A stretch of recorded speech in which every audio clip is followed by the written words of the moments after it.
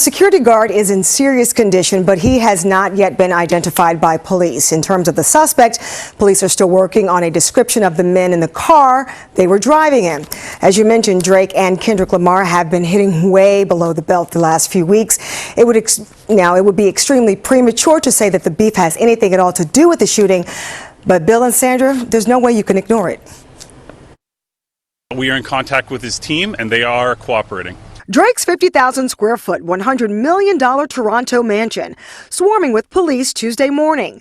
Police say a car with multiple people driving past the front gates overnight around 2 a.m., opening fire on a security guard who had been posted out front on duty. He was standing outside of the gates in front of the residence when the shooting occurred. Investigators not saying if the hip-hop icon was home at the time, but say they do have some surveillance video of the incident. It's no different than any other shooting or firearm discharge. We'll have officers here looking for witnesses to come forward, as well as we canvassing for video. It is hard to ignore. The shooting is on the heels of a very ugly public rap beef between Drake and Kendrick Lamar that dates back to 2013, reignited last fall, and went nuclear over the weekend. Drake posting this song Friday, setting off furious back-to-back releases between the two artists all weekend long.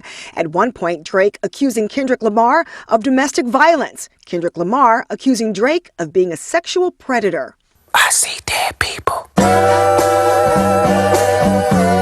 Then Sunday, Kendrick Lamar posting this response, the video with only one image during the 4.5-minute song. A picture of Drake's Toronto mansion, the location of this morning's shooting. I cannot speak to a motive at this time because it's so early. Feuds between artists date back to the early days of hip-hop, between 𝗧𝗢𝗥𝗢𝗧𝗢 and Marley Marl in the 80s.